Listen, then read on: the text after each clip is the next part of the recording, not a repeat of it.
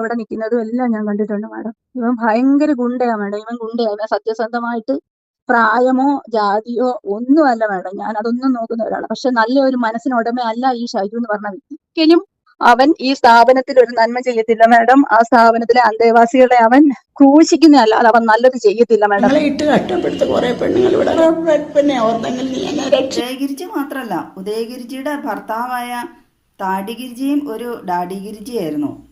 അവരെക്കുറിച്ചുള്ള ഞെട്ടിപ്പിക്കുന്ന വെളിപ്പെടുത്തലുകളുമായി ആ സ്ഥാപനവുമായി ബന്ധമുള്ള നിരവധി ആൾക്കാർ രംഗത്ത് വന്നിട്ടുണ്ട്.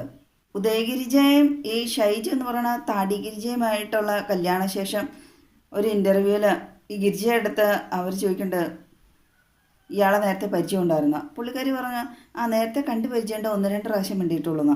പക്ഷേ അവരുടെ സ്ഥാപനവുമായി ബന്ധപ്പെട്ടുള്ള ഒരു സ്ത്രീ മുമ്പ് ജോലി ചെയ്തിരുന്നവർ പറയണത് ഷൈജു എന്ന് പറയുന്നത് ഗിരിജയുടെ ഡ്രൈവറായിരുന്നു ആ സ്ഥാപനത്തിലെ. എങ്ങനെയുണ്ട്? ഇത്രയും പബ്ലിക്കായിട്ട് ഈ ലോകം മൊത്തം കാണുന്നതാണ് സോഷ്യൽ മീഡിയ. അവിടെ വന്നിട്ട് എന്തെല്ലാം നുണകളാണ് അപ്പോൾ ഈ ഉദയഗിരിജി ഫാമിലിക്ക് പഠിച്ചിട്ടുകൊണ്ടിരുന്നത്. ഉദയഗിരിജിയെ വ്യക്തമായി അറിയാവുന്നവർ പറഞ്ഞാൽ അവരുടെ യഥാർത്ഥ പേര് അമ്പിളി എന്നാണ്. അവരുടെ സ്ഥാനത്തിൽ അവരുടെ ഓഫീസിൽ അവരുടെ നേരെ മേശയിൽ വെച്ചിരിക്കുന്ന നെയിം ബോർഡിൽ ഉദയഗിരിജ എന്നാണ്. ഇതാരാണ് ഈ സ്ഥാപനത്തിൽ ലൈസൻസ് കൊടുത്തത്? കാരണം ഇവരുടെ ഒഫീഷ്യൽ നെയിം എങ്ങനെയാണ്? അമ്പിളി എന്നാണോ ഉദയഗിരിജ എന്നാണോ? തീർച്ചയായും ഉദയഗിരിജ എന്നുള്ള പേരിലായിരിക്കണം ലൈസൻസ് കിട്ടിയത്. അമ്പിളി എന്നുള്ള ഒറിജിനൽ പേരിൽ കിട്ടൂ. കാരണം കേസുകൾ കിടക്കുവാണല്ലോ. ഇത്രയും ക്രിമിനലായ ഒരു സ്ത്രീക്ക് ഒരു പുണ്യ സ്ഥാപനം നടത്താൻ വേണ്ടി ലൈസൻസ് കിട്ടണമെങ്കിൽ തീർച്ചയായും അവർക്ക് എന്തോ വലിയ സ്വാധീനമുണ്ടെന്നല്ലേ അതിൻ്റെ അർത്ഥം. ഈ പാവങ്ങളെ വിറ്റാണ് അവർ ജീവിക്കണേന്ന് പറയാം. ഈ പാവങ്ങളെ വിറ്റ് കിട്ടുന്ന പൈസയിൽ നിന്ന് അതിൻ്റെ അംശം പറ്റാൻ വേറെയും ആൾക്കാരുണ്ടാകുമായിരിക്കും എന്നല്ലേ നമുക്ക് നിർമ്മിക്കേണ്ടി വരുന്നത്. അവർ നല്ല സ്ത്രീ ആയിരുന്നെങ്കിൽ അവരുടെ യഥാർത്ഥ സ്ഥലം പത്തനാപുരമാണ് എന്ന് പറയപ്പെടുന്നു. എന്തുകൊണ്ട് അവർക്ക് അവിടെ ഒരു സ്ഥാപനം തുടങ്ങാൻ സാധിച്ചില്ല? അവർ ജില്ല മാറി വേറൊരു സ്ഥലത്ത് വന്നല്ലേ ഇങ്ങനെ ഒരു പുണ്യസ്ഥാപനം തുടങ്ങിയത്. ഇങ്ങനെയുള്ളതെല്ലാം അന്വേഷണ വിധേയമാക്കേണ്ടതല്ലേ. ഉദയഗിരിജി എന്ന പെൺകുണ്ട ഇപ്പോഴത്തെ ഭർത്താവായ താടിക്കാരൻ ഷൈജു, അതായത് താടി ഗിരിജ, ഇവർ പല കാര്യങ്ങൾക്കും മർദ്ദിക്കാൻ വേണ്ടി ഈ പുള്ളിനെ വിളിച്ച് ആണ് കൊണ്ടുപോയിക്കൊണ്ടിരുന്നത്. ഇവർ ചെയ്ത എല്ലാ ദുഷ്പ്രവൃത്തികൾക്ക് സാക്ഷികളും തെളിവുകളും എല്ലാം ഉണ്ട് മിക്ക ഈ പുറത്തു വിട്ടവരുടെ കയ്യിൽ. അതുകൊണ്ട് അവരൊക്കെ ഒന്ന് ജീവനോടെ ബാക്കി ഉണ്ടായിരുന്നാൽ മതിയായിരുന്നു. ഇതുങ്ങളൊക്കെ ഇവിടെ ഈ ജയിലിൽ പോകാണ്ട് പുറത്ത് തന്നെ കഴിയണ സ്ഥിതിക്ക് എന്തുകൊണ്ടാണ് അവർക്കെതിരെ ആക്ഷൻ എടുക്കാൻ മടിക്കുന്നത്? ശക്തമായ നടപടി എടുത്താലല്ലേ ഇനിയും ഇതുപോലെ വേറെ സ്ഥലങ്ങളിൽ അനാഥ മന്ദിരം എന്നുള്ള പേരിൽ എന്തെല്ലാം ദുഷ്ടത്തരങ്ങൾ നടക്കണമെന്ന് അറിയാൻ പറ്റുള്ളൂ. അവർക്കൊക്കെ ഒരു പേടി വരുള്ളൂ. എന്നാലേ അങ്ങനെയുള്ള സ്ഥലങ്ങളിലുള്ള ആൾക്കാർക്ക് ഇച്ചിരിയെങ്കിലും സുരക്ഷിതത്വം ഉണ്ടാവുള്ളൂ. ആ സ്ഥാപനത്തിൽ ഒരമ്മ മകളെ വിളിച്ച് വീഡിയോ കോളിലൂടെ കരയാണ്, എന്നെ എങ്ങനെയെങ്കിലും കൊണ്ടുപോയിടുന്നെന്ന്. പട്ടിണിയാണ് അവിടെ.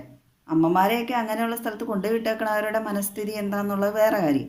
സ്വന്തം മക്കൾക്ക് വേണ്ടെങ്കിൽ പിന്നെ അവർക്കും വേണ്ടാന്നുള്ള രീതിയിലായിരുന്നിരിക്കും ഈ ഉദയഗിരിജിയും കൂട്ടാളികളൊക്കെ അമ്മമാരോടൊക്കെ പെരുമാറിയത്. അവരെല്ലാവരോടും അങ്ങനെ തന്നെ. ബാലികാ മന്ദിരത്തിലെ അവസ്ഥ എന്തൊക്കെയാണ് അതിനെക്കുറിച്ചും വേറെ ആൾക്കാരെ വെളിപ്പെടുത്തിയിട്ടുണ്ട് പലതും. ചക്കിക്കൊത്ത ചങ്കരൻ, ഉദയഗിരിജിക്ക് പറ്റിയ ആളാണ് ഈ താടിഗിരിജ. അവൻ്റെയും കുറേ ദുഷ്ടത്തരങ്ങൾ വെളിവാക്കി അവനെ ഏറ്റവും അടുത്തറിയാവുന്ന അവനുമായിട്ട് സന്തത സഹചാരിയായിരുന്ന സ്ത്രീ വെളിപ്പെടുത്തിയിട്ടുണ്ട്.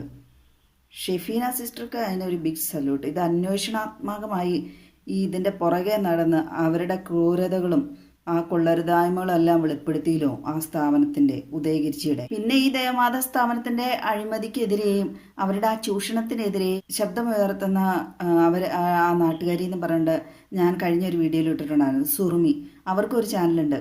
അവരും ഈ അനീതിക്കെതിരെ പോരാടുന്ന ഒരു സ്ത്രീയാണ്. അവർക്കും ഒരു ബിഗ് സല്യൂട്ട്. ഇവരെല്ലാം ബാക്കി ഉണ്ടായിരുന്നാൽ മതിയായിരുന്നു. കാരണം ഇവർക്കൊക്കെ ഭീഷണികൾ വന്നിട്ടുണ്ടെന്ന് അവരവരുടെ യൂട്യൂബ് ചാനലിലൂടെ പറഞ്ഞിട്ടുണ്ട് ഈ ഉദയഗിരിജി ഫാമിലിയിൽ നിന്നൊക്കെ. അത് സ്വാഭാവികമാണല്ലോ.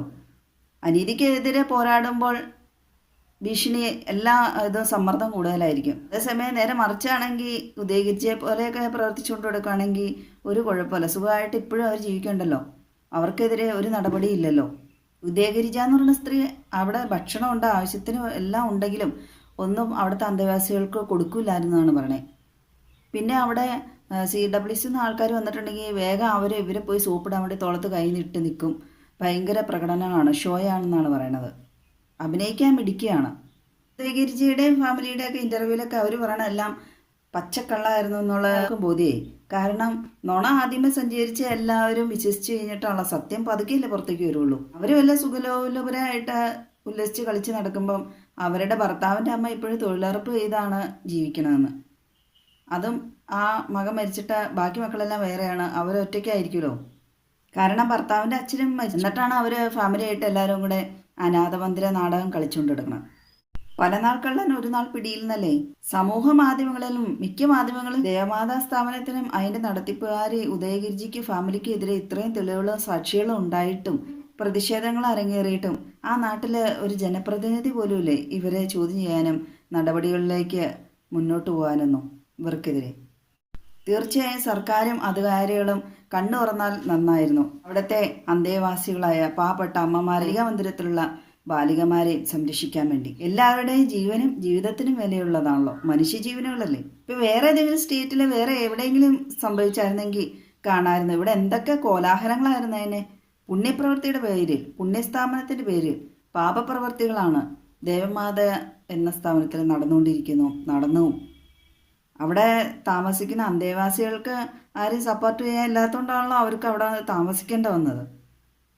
പിന്നെ അവരുടെ കാര്യം പറയണോ? ഇങ്ങനെയൊക്കെ അവർക്ക് നേരെ പ്രയോഗിച്ചില്ലെങ്കിലല്ലേ അത്ഭുതമുള്ളൂ ഈ ഉദയഗിരിജിയൊക്കെ. ഈ ഉദയഗിരിജിയും കൂട്ടാളികളും ദുർഗുണത്തിൽ പുലിക്കുട്ടികളാണെങ്കിൽ സദ്ഗുണത്തിൽ പുലിക്കുട്ടികളായ നിയമാധികാരികൾ ഇല്ലാതിരിക്കില്ലല്ലോ. അവർ തീർച്ചയായും ഇവർക്കെതിരെ വേണ്ട നടപടികൾ കൈക്കൊള്ളും എന്ന് കരുതുന്നു.